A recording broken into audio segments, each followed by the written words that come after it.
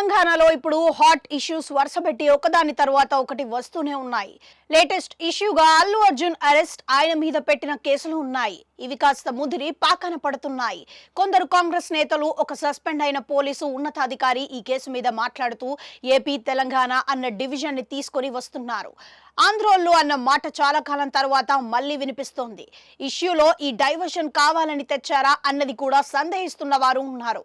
ఎందుకంటే తెలంగాణలో ఇప్పుడు విపక్షాలు రేవంత్ రెడ్డి సర్కార్ని ఇబ్బంది పెట్టేలా కమెంట్స్ చేస్తున్నాయి. దాంతో కొంతమంది నేతలు వారిని కట్టడి చేయడానికి రీజనల్ బౌండరీస్ తెస్తున్నారు అని అంటున్నారు. ఇటీవలనే సస్పెండ్ అయినట్లుగా చెప్పబడుతున్న ఒక పోలీసు ఉన్నతాధికారి మాట్లాడుతూ ఆంధ్రోలు అంటూ కమెంట్స్ చేశారు. ఇప్పుడు చూస్తే ఏకంగా తెలంగాణకు చెందిన కాంగ్రెస్ ఎమ్మెల్యే భూపతి రెడ్డి ఆంధ్రోలు అంటూ అల్లు అర్జున్ మీద హాట్ కమెంట్స్ చేశారు. ఇక్కడికి వచ్చి వ్యాపారం చేసుకోవాలని, లేకపోతే ఆంధ్రాకు వెళ్లిపోవాలని ఆయన అన్నట్లుగా వచ్చాయి. దాని మీద బీజేపీ గట్టిగానే పట్టుకుంది. ఏపీకి చెందిన బీజేపీ సీనియర్ నేత విష్ణువర్ధన్ రెడ్డి దీని మీద ఏకంగా రేవంత్ రెడ్డి ప్రభుత్వాన్ని టార్గెట్ చేశారు. తెలంగాణలో ఆంధ్ర వారు నివాసం ఉండాలంటే ప్రత్యేక వీసాలు ఉండాలా అని ఆయన ఎక్స్ వేదికగా ప్రశ్నించారు. అల్లు అర్జున్ ని ఆంధ్రోడు అని బతకడానికి వచ్చారు అని ఎలా అంటారు అని ఆయన ఫైర్ అయ్యారు. తెలంగాణ ఏర్పాటు అయిన 11 ఏళ్ల తర్వాత కూడా ఈ వ్యాఖ్యలు ఏమిటని ఆయన మండిపడ్డారు.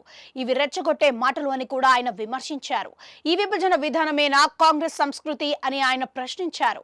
తక్షణం మా ఎమ్మెల్యే మీద చర్యలు తీసుకోవాలని కూడా విష్ణువర్ధన్ రెడ్డి ఏపీ బీజేపీ ఉపాధ్యక్షుడి హోదాలో డిమాండ్ చేశారు.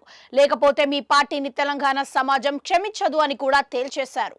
ఇక అల్లు అర్జున్ కేసు విషయంలో కాంగ్రెస్ నేతలు ఎవరూ బహిరంగంగా మాట్లాడవద్దని ఆదేశాలు కాంగ్రెస్ పెద్దల నుంచి జారీ చేశారని ప్రచారం సాగింది.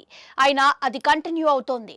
పైగా ప్రాంతీయుల మధ్య విభేదాలు వచ్చేలా స్టేట్మెంట్స్ వస్తున్నాయని, దీనివల్ల రాజకీయంగా ఎవరికి లాభమో తెలియదు కానీ ఇబ్బందులు కొత్తగా కొని తెచ్చుకున్నట్లే అంటున్నారు. మరి బీజేపీకి ఇది ఒక అస్త్రంగా మారుతోంది. దీని మీద రేవంత్ రెడ్డి ప్రభుత్వం ఏం చేస్తుందా చూడాలి అంటున్నారు.